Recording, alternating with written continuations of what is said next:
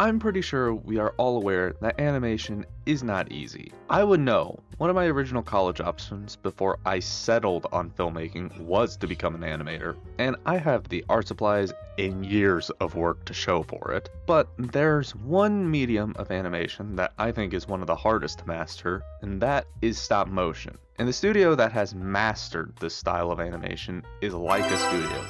And Laika has been around for years, with the company being founded in 2009, but Laika has only released 5 movies. And for only having 5 movies in the 15 years the studio has been around, they're some of the highest quality movies I've ever seen. Some, I think, could rival some of the best live action movies. Plus, I'm going to put it out there that Laika does not have a bad movie in their discography. So even last place, it doesn't mean it's bad. It's just not the best that Laika has made. But enough of glazing the studio like LaRusso does to Mr. Miyagi. Let's rank these movies.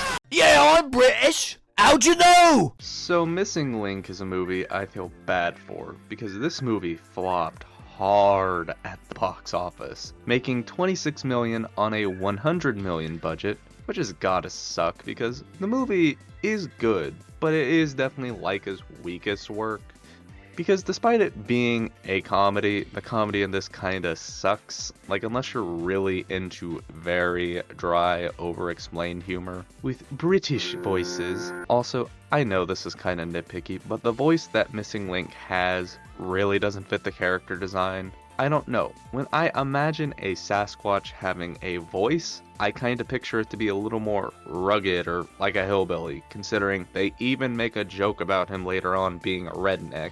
But besides the comedy not really being that great, the characters and the story more than make up for this. With the friendship that Lionel Frost and Mr. Link have being so charming, then Frost and Adelina's blooming romance is really sweet. Also, the camera work and animation in this movie is gorgeous, with the opening lake scene showing off the beautiful lighting, then the interesting set pieces like Lionel and Adelina having a conversation while the ship moves that already makes me picture how much of a bitch this was to animate, along with all the unique camera angles and movements in this scene. So overall, I do like this movie. Compared to Laika's other films, it is just a bit weaker, unless you're looking at it from a purely technical level. No crack from it. We've forgotten the crack. Box Trolls is such a good movie. How the hell did I not watch this sooner? I love animated movies that embrace a darker art style, and Box Trolls is one of those movies. Like, the character designs in this give me Nightmare Before Christmas characters if they were human. Like, because the villain in this is absolutely disgusting to look at. Same with his posse of henchmen, they look absolutely ugly. Which, to be honest, describes most of the human characters perfectly. Like, they all look ugly.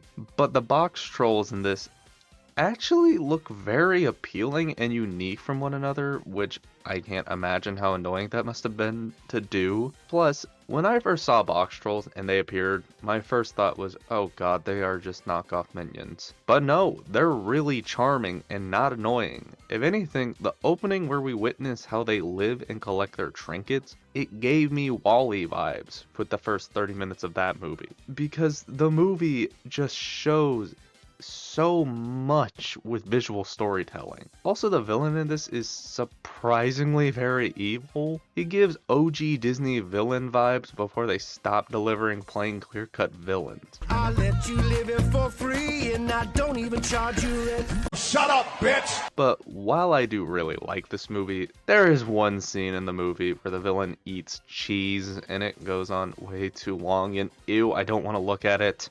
And oh my god, the daughter of the snobby businessman. God, I cannot stand her. She is so irritating in this. But I mean, she doesn't really ruin the rest of the movie for me. But yeah, I think it's a solid movie. But time for the movies I do absolutely adore.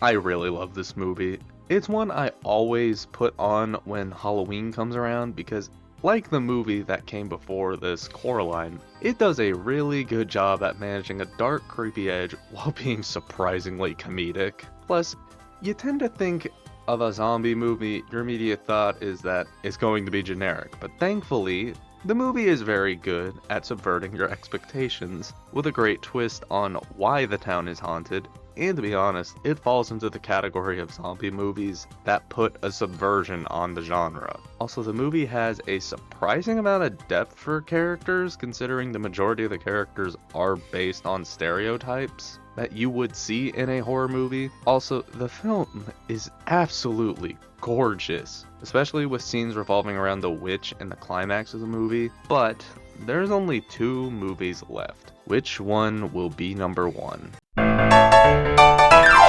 So, I have a confession to make with this movie. So you know how most kids saw this movie when they were a child? I did not see this movie until I was a freshman in high school. And all I can say is, why the fuck did I not see this movie sooner? Because it's just as great as everyone says it is. The great animation, dark horror, amazing story, yada yada yada, you know why this movie is great. Almost everyone on the internet has stated why this movie is great. But I will say, this movie was kind of my starting point of getting into horror, and while I've seen ParaNorman years before I watched Coraline, I don't really think it's nearly as scary as Coraline is. Like, this movie honestly gives a lot of the horror movies I've seen a run for their money, but while I consider this movie to be an honest-to-God masterpiece, there is just one movie from Laika I enjoy more, and the only reason it's higher is simply just rewatchability.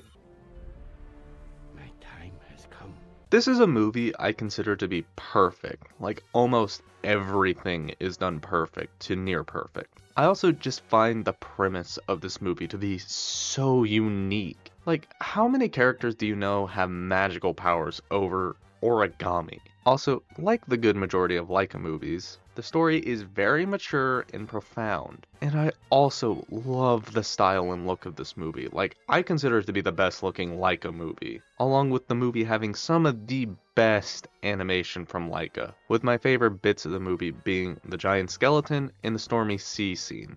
Then to accompany the fact that the movie is visually gorgeous, the characters in this are so charming. Like, you have the beetle samurai and monkey, who you find out as the movie goes on are stand-ins for Kubo's parents. Also, the true villain in this was one that genuinely surprised me for who it ended up being. All I can say is, please check out this movie. But yeah, that is my ranking for Laika movies. And like I said in the beginning, I don't consider any of these movies bad, but let me know your ranking.